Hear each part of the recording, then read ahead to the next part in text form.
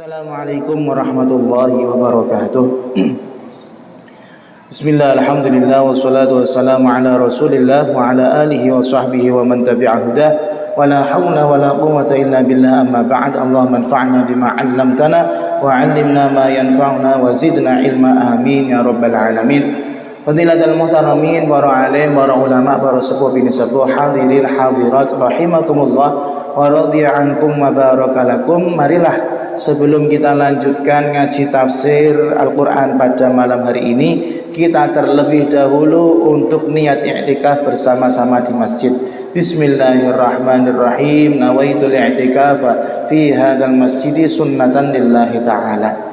Pada pekan yang lalu kita sudah memaknai secara pegon, secara Jawa, ayat yang ke-40 daripada suratul Baqarah, yaitu Allah Subhanahu wa ta'ala mengarahkan firman-Nya kepada Bani Israel, keturunan Israel.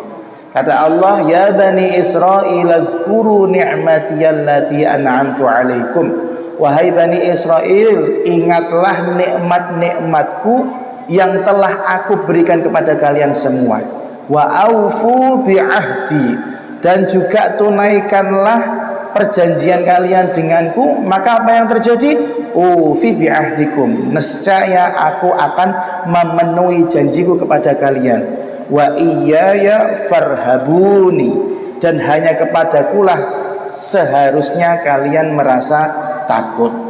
Kemarin sudah kita sampaikan kenapa di urutan yang sekarang ini Allah Subhanahu wa ta'ala meletakkan khitabnya, meletakkan gaya bicaranya kepada orang-orang Bani Israel. Karena dulu-dulu sudah membicarakan orang mukmin, orang kafir sudah selesai. Lalu kemudian berbicara tentang Nabi Adam sampai diusir dari surga sampai menjadi khalifah di muka bumi, selesai. Dan sekarang yang ketiga berbicara dengan Bani Israel. Dan ini pembahasan sangat-sangat panjang sampai nanti ke ayat yang berbunyi sayaqulus sufaha'u minan nas. Meh sak juz dhewe ngomong ke siapa? Bani Israel. Ya, sayaqulus sufaha'u juz berapa? Juz 2. Juz 2. Jadi satu juz full itu berbicara tentang Bani Israel. Mengapa demikian? Karena Bani Israel itu banyak sekali menerima nikmat-nikmat yang tidak pernah dirasakan oleh umat siapapun selain mereka. Di situ disebutkan oleh Syekh Amin Al-Harari, fa'addata alaihim ni'aman asyara. Mereka telah menerima nikmat yang besar itu kurang lebih minimal ada 10 kalau dijabarkan. Tapi juga waqabaih asyara, keburukan mereka juga 10, wantiqamat asyaran, dan kemudian hukuman mereka juga 10 jenis. Maka kita lanjutkan, fal yahudu wan nasara ahlul kitab.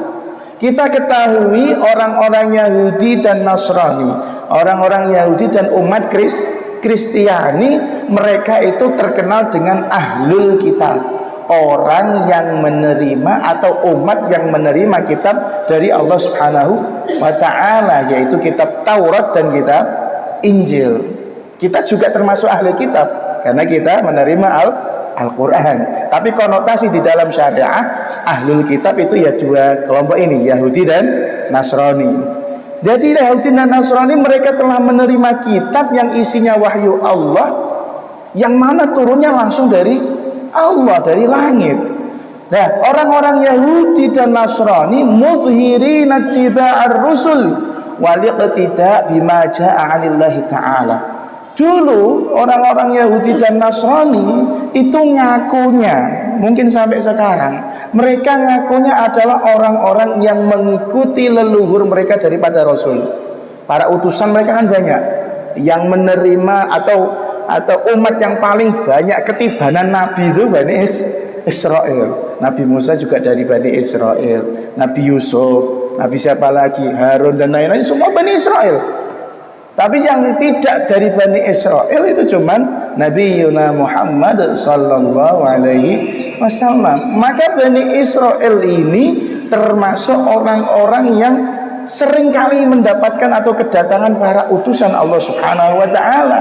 Mereka dengan kenikmatan yang sebesar itu ngakunya ngikuti para rasul dan mengikuti apa yang diperintahkan oleh Allah Subhanahu wa taala. Maka tidak aneh kalau Allah Subhanahu wa taala setelah bercerita tentang Nabi Adam itu ngajak ngomongnya dengan Bani Israel. Karena cerita Nabi Adam yang ada di surga sampai kemudian diusir ke bumi itu ada juga di cerita mereka. Mereka punya detailnya. Mereka punya penjelasan lebih rincinya. Maka sudah sepantasnya Allah Subhanahu wa taala ngajak bicara Bani Israel, karena mereka lah yang pertama kali tahu tentang cerita Nabi Adam yang dikeluarkan dari surga. Umat Islam kan nggak tahu. Umat Islam itu tidak tahu karena mereka menerima Al-Quran pun di zamannya Rasulullah Sallallahu Alaihi Wasallam. Sementara Bani Israel itu adalah orang-orang yang mendapatkan kedatangan para rasul yang juga bercerita tentang siapa? Nabi Adam. Harusnya ngobrol dengan Bani Israel. Allah ngajak ngomong Bani Israel kan langsung connect, langsung nyambung. Itu maksudnya. Makanya di sini bercerita tentang Bani Israel, ngajak ngomong Bani Israel, karena yang paling dekat dengan ajaran Islam itu adalah Bani Israel atau Yahudi dan Nasrani. Lalu kemudian juga li'annahum ba'dama utu minal bayanil wadih minal ifa'i bil ahad wal iman bil Qur'an zahara minhum diddu dzalika bi kufranihim bil Qur'an wa man jaa'a bihi. Akan tetapi anehnya setelah Allah Subhanahu wa taala telah memulai Al-Qur'an ini dengan bercerita tentang Nabi Adam, harusnya mereka lah orang-orang Yahudi dan Nasrani adalah kelompok yang paling pertama bisa menerima Al-Quran. Tapi nyatanya apa?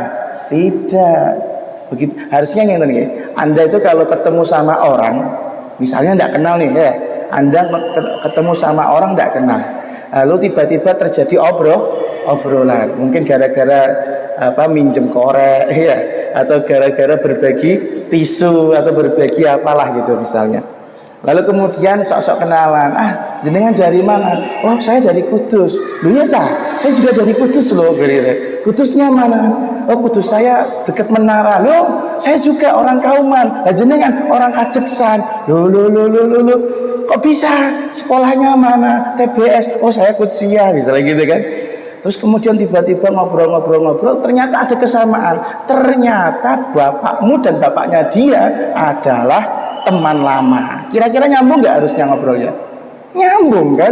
Karena sama-sama kan kenal. Begitu juga Allah memulai pembicaraan dengan Yahudi dan Nasrani di dalam Al-Quran ini dimulai dengan kisahnya Nabi Adam. Harapannya apa? Biar ngomongnya nyambung, bisa lebih diterima. Kalau nggak ada landasan kesamaan kan susah.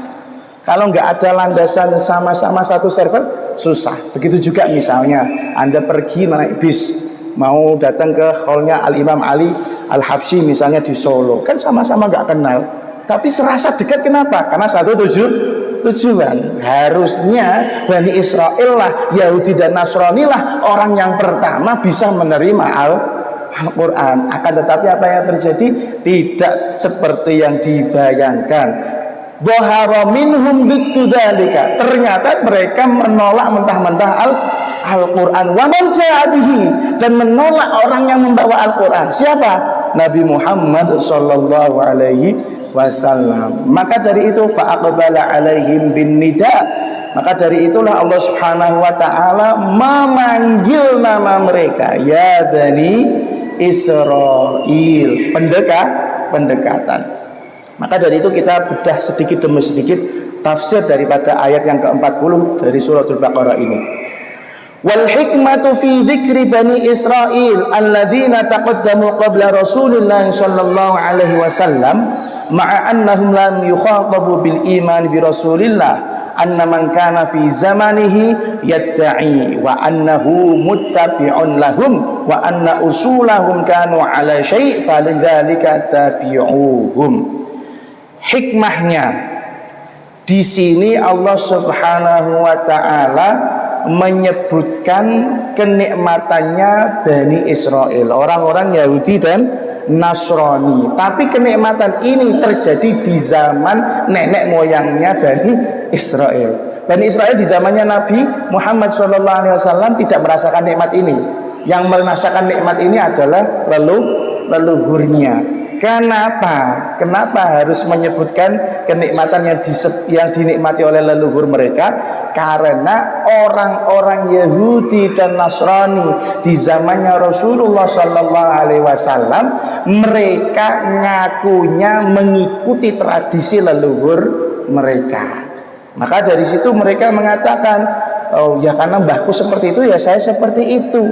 Mbahku dulu banyak nabi, saya juga percayanya sama Nabi Musa, percayanya sama Nabi Isa, kayak gitu. Maka disinilah Allah Subhanahu wa taala kemudian mengingatkan, kalau kamu itu benar-benar mengikuti mbahmu yang katanya ikut Nabi Musa, mbahmu yang katanya ikut Nabi Isa, ingat mereka itu dapat nikmat, tapi waqabalu tilkan ni'am bil qabaih.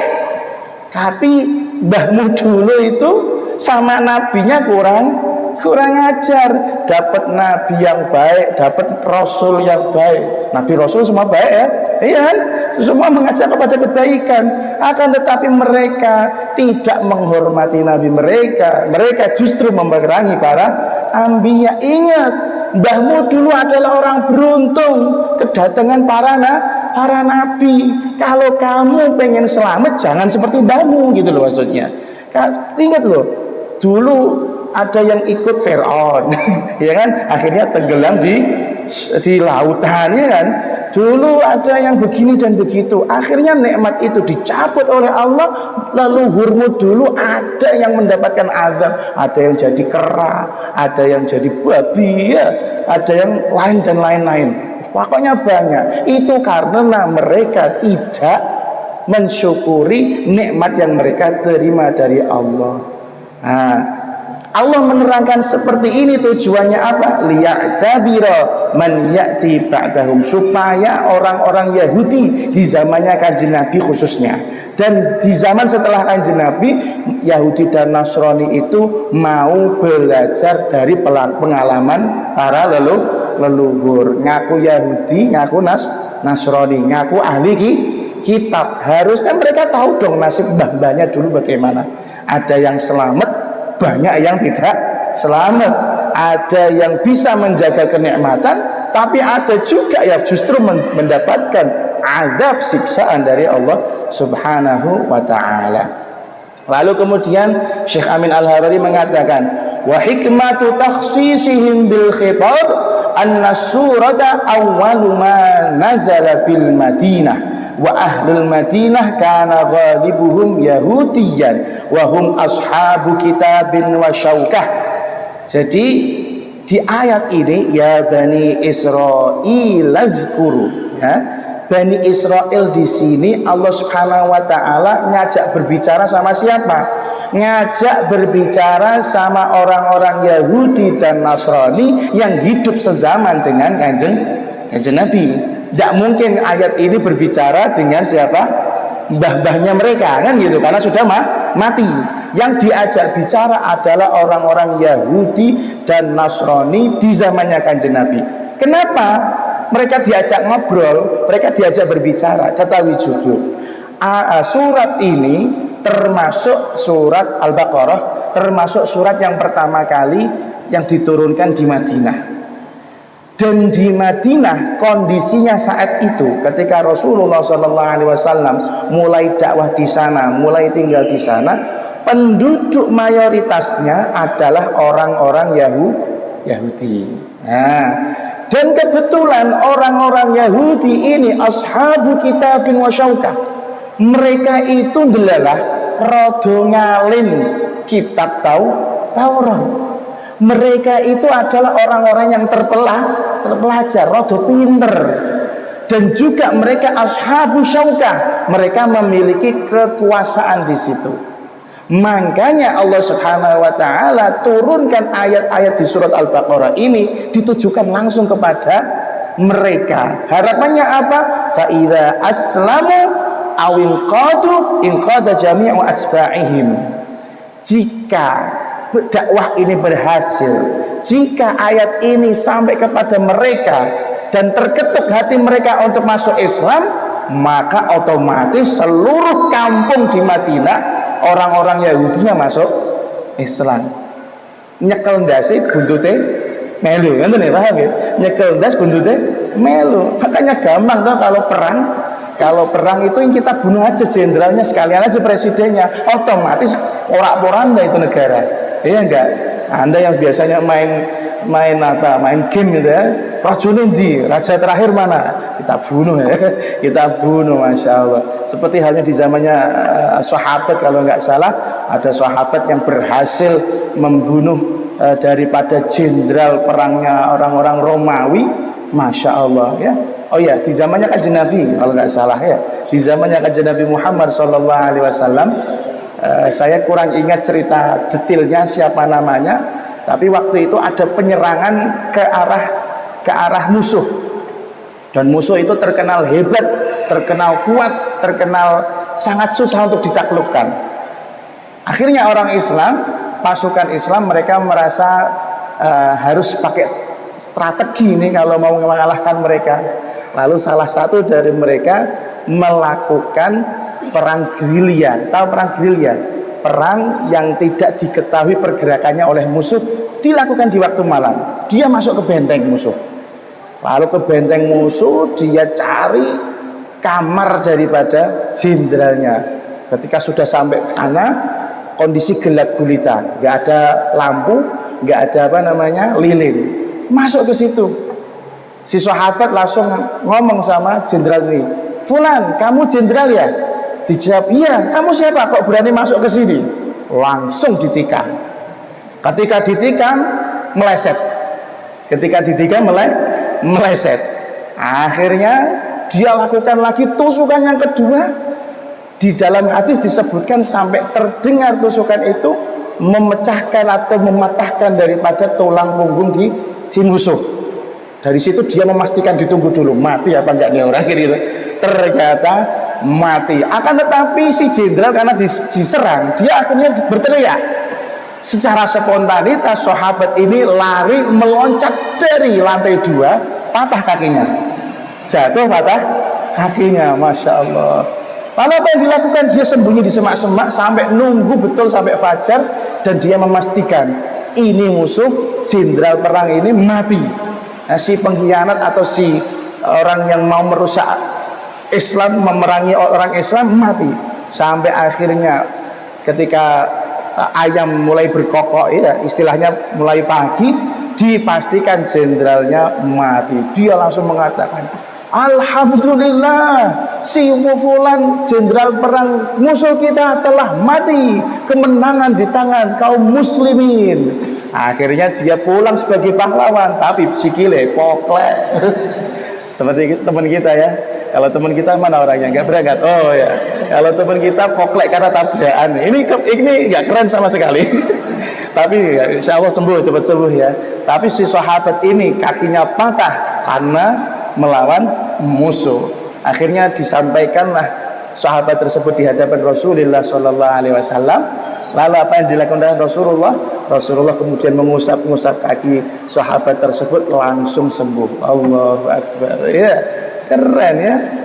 Jadi cara beliau membuat musuh langsung kalah itu dengan membunuh jenderalnya. Nah, begitu juga umat ini gampang untuk dihancurkan, bangsa ini gampang untuk dihancurkan, asal kita rusak moralitas daripada siapa? Ibu-ibu perempuan di negara ini. Bukan hanya negara Indonesia, semua negara kalau pengen kita menyerang negara tersebut, rusaklah, jadikan rusak moral daripada akhlak para wanita. Ketika akhlak wanita itu rusak, kemudian dia jadi ibu, anaknya ikut rusak. Logikanya seperti itu. Ada sebuah pepatah Arab yang mengatakan, bahwasanya al-ummu madrasatul ummah, ibu wanita itu adalah sekolah pertama bagi bangsa. Kalau pengen merusak bangsa gampang, jadikan wanita-wanitanya merasa hina menjadi ibu rumah tangga. Jadikanlah mereka para wanita merasa bahwasanya nyuci pakaian nek omah ya, kemudian ngresiki popoke bayi, nyuci baju, masak itu adalah pekerjaan rendah dan mereka malu dengan pekerjaan tersebut. Allah, sudah mulai terjadi ya, wanita karir lebih keren daripada ibu rumah tangga. Mindset itu sudah terbangun. Dulu orang wanita kalau pakai pakaian yang agak terbuka sedikit malunya minta ampun. Ayo saiki udele ketok mlaku ning mall. Lah ngono kuwi aku delok. Ora jarak ya, ora jarak. Lah kepiye? Ora tak ngerti pripun makin nabrak dalan to gitu. Masya Allah, sekarang fashion itu sudah kena kita. Datang ke mall, kemudian pakai pakaian yang syar'i betul, itu sudah merasa malu. Orang lanangnya orang wedoke. Santri saya tanya, ada santri yang ke bioskop pakai sarung, takon gitu. Santri ke bioskop pakai imamah coba. Tidak ada. Moral umat dirusak seperti itu. Ngapunten melebar sedikit ya. Insya Allah ada manfaatnya. Ya, kita lanjutkan ke firman Allah. Ya Bani Israel, ya aulada Ya'qub, wa hadha khitabun ma'a jama'atil yahud alladzina kanu bil Madinah fi zamanin Nabi sallallahu alaihi wasallam. Kalau ada ayat ya Bani Israel, wahai anak turunnya Israel, yang dimaksud adalah wahai anak keturunannya Nabi Ya'qub. Tapi yang ada di ayat ini yang dimaksud adalah anak keturunan Nabi Ya'qub yang hidup semasa siapa? Nabi Muhammad sallallahu alaihi wasallam. Kenapa Nabi Ya'qub disebut dengan Israel? Karena Israel itulah nama Nabi Ya'qub zaman dulu. Jadi nama Nabi Ya'qub itu ada dua, yang satu Israel, yang satu Ya'qub. Lalu kenapa kalau ditanya wali malam yaqul ya Bani Ya'qub, kenapa di dalam Al-Quran ini tidak ada sebutan ya Bani Ya'qub dzkuru? Gak ada kan? Ya Bani Israel, wahai anak-anaknya Nabi Israel. Kok gak mengatakan wahai anak-anak keturunannya Nabi Ya'qub? Kita harus tahu dulu, li'anna fi lafzi Israel minal idhafatil musyarrafah li'anna ma'nahu abdullahi aw saffatullah. Kita harus tahu dulu, Israel itu terdiri dari dua kalimat. Dua kalimat yang digabung. Dua kalimat ini maknanya mulia. Isra itu abdun atau safwatun. Il itu nama Allah di dalam bahasa dulu, bahasa Suryani mungkin, bukan Makoli, bukan. Makoli Ina itu bahasa semut ya, bukan itu. Israel. Jadi Isra itu abdun, il itu Allah. Maka kalau diartikan Ya'qub atau Israel artinya Abdullah. Abdullah berarti hambanya Allah, atau dimaknai safwatullah, orang yang menjadi pilihan kekasihnya Allah. Maka di sini Allah Subhanahu wa taala seakan-akan mengatakan gini, ya Bani Abdillah atau ya Bani Safwatillah, wahai anak keturunannya seorang hamba Allah, wahai anak keturunannya orang yang disayang oleh Allah. Ini panggilan terhormat apa enggak? Terhormat, karena yang disebut adalah pangkat kehormatannya Nabi Ya'qub alaihi salam. Fakana fi dzalika tambihun ala ayyakunu mithla abihim fil khair. Panggilan tersebut ya Bani Israel ditujukan kepada orang-orang Yahudi di zamannya Kanjeng Nabi. Itu hakikatnya seakan-akan menyindir mereka. Weh, kamu ini keturunannya orang soleh, kamu ini keturunannya Nabi, mbok yo apik seperti bapakmu, mbok yo hebat seperti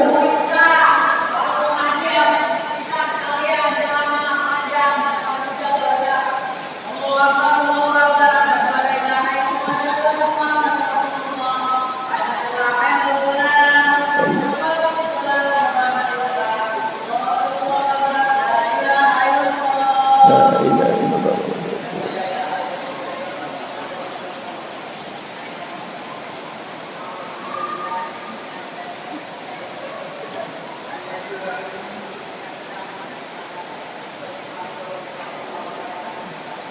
Gitu. Gitu.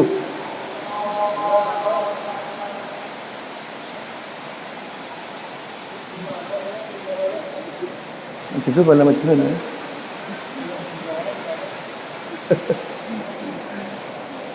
Allah.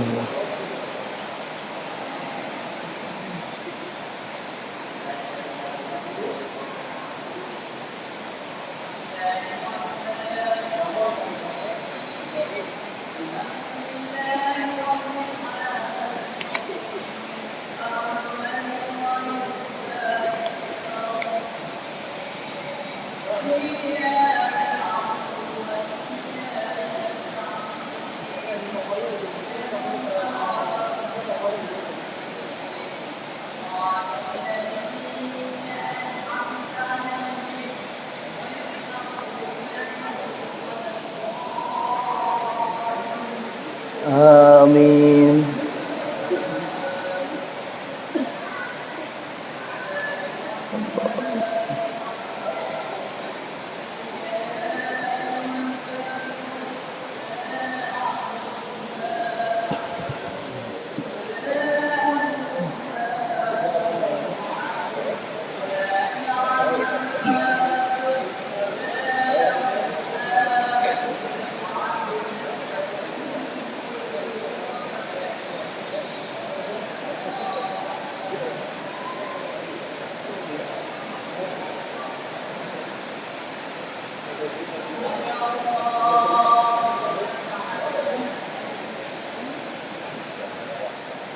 Lan, marhaba.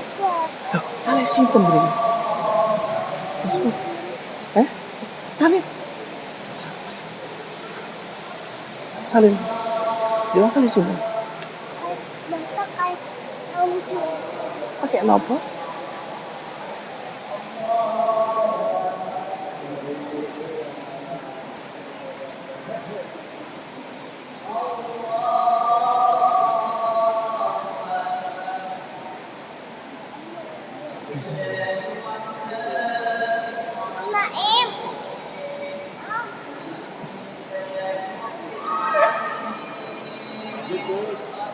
Halo. Sakit. Ora entuk mic soalnya.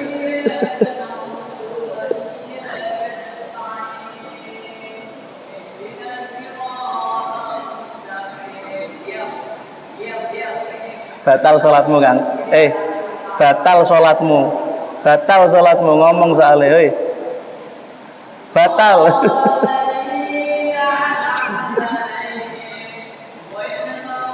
Al-jidalu bil juhali dzulmun.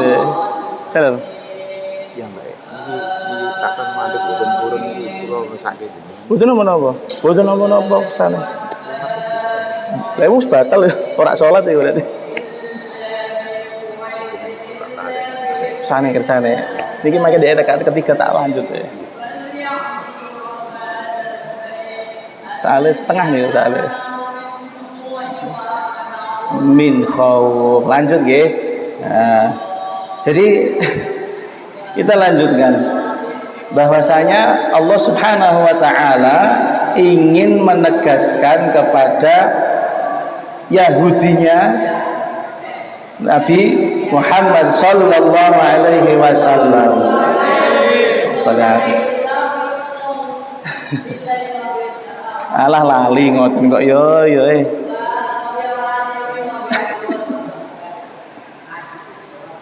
Allah.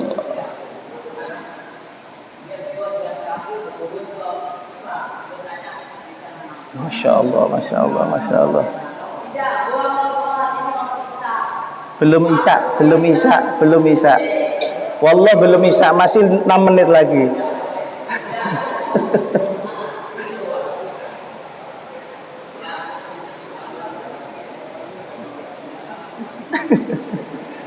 Sabar.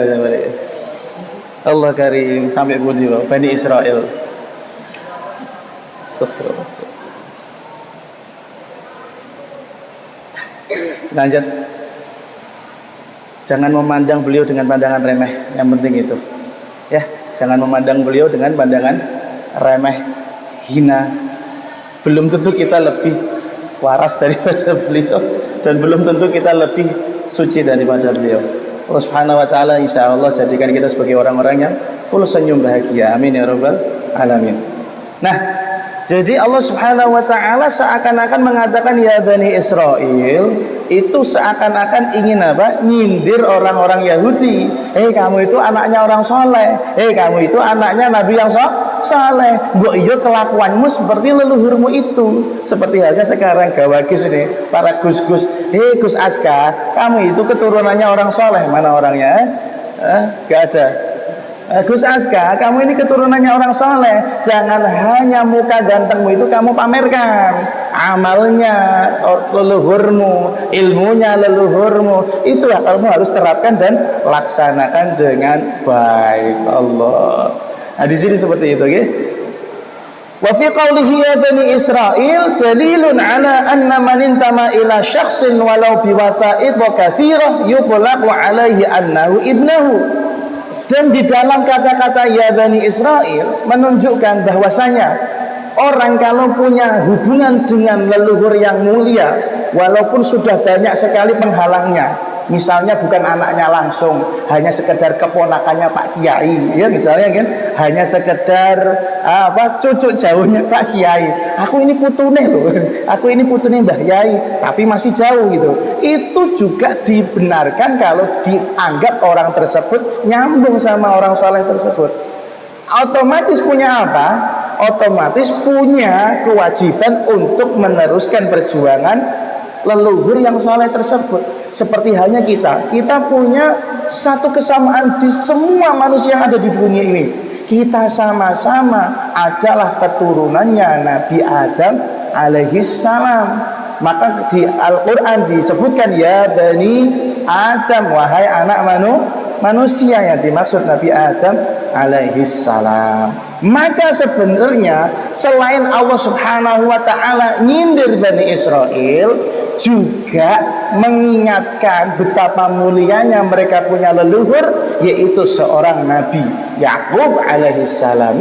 Yakub yang mana putranya Nabi Ibrahim, Ishaknya Nabi Ishak otomatis Nabi Ibrahim Ibnul Karim,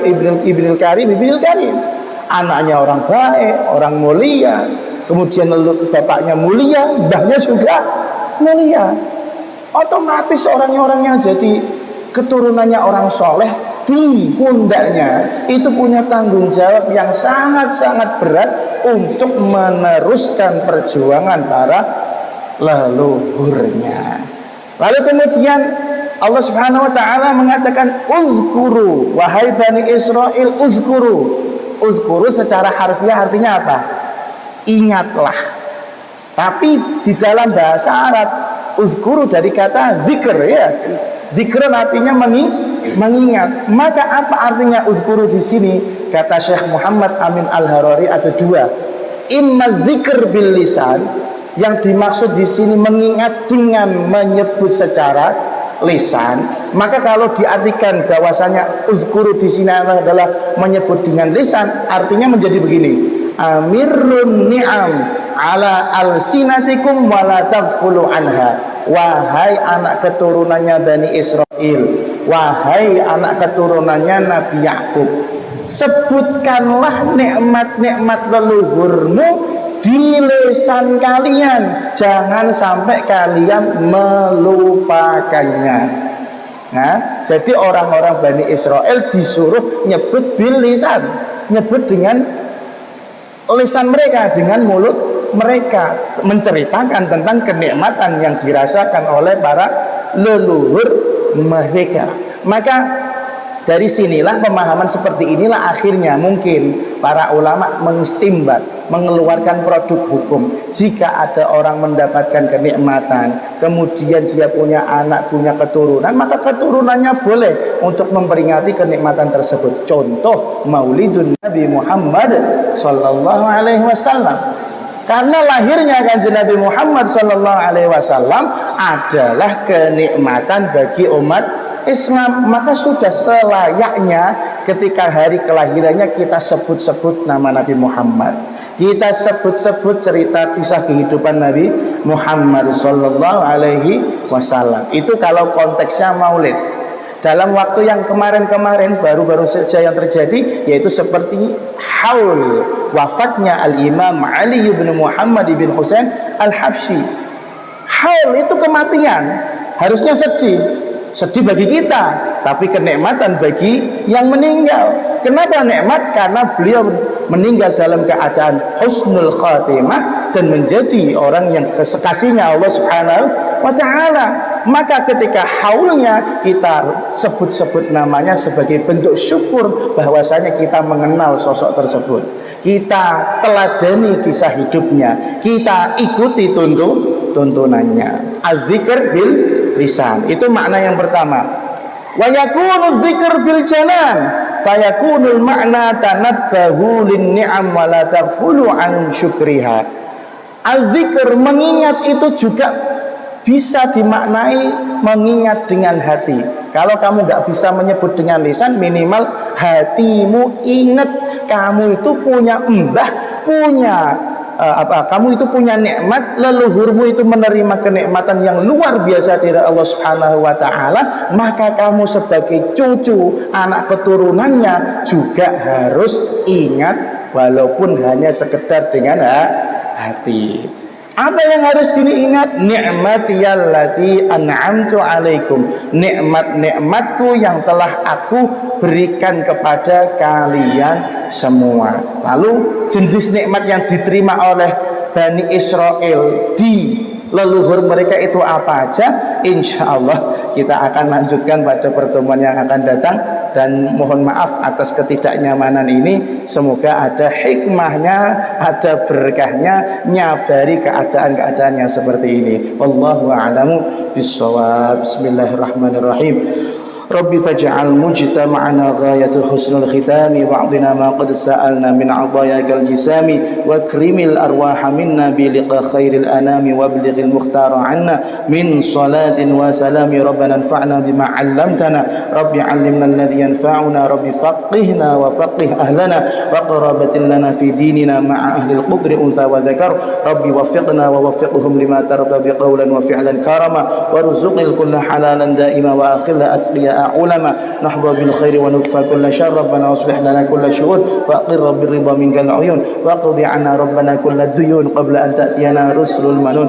واغفر استر أنت أكرم من ستر وصلاة الله تغشى المصطفى من إلى الحق دعانا والوفى بكتاب فيه للناس الشفاء وعلى الآل الكرام الشرفاء وعلى الصحب المصابيح الغرر. اللهم اهدنا بهداك واجعلنا ممن يسارع في رضاك ولا تولنا وليا سواك ولا تجعلنا ممن خالف أمرك وعصاك. وحسبنا الله ونعم الوكيل ولا حول ولا قوة إلا بالله العلي العظيم. يا ربنا اعترفنا بأننا قد عرفنا وأننا أسرفنا على لظى أشرفنا فاتب تغسل لكل حوبة واستر لنا العورات وآمن الروعات واغفر لوالدينا ربي ومولودينا والآل وسائر الخلان وكل ذي محبة وجيرة أو صحبة والمسلمين.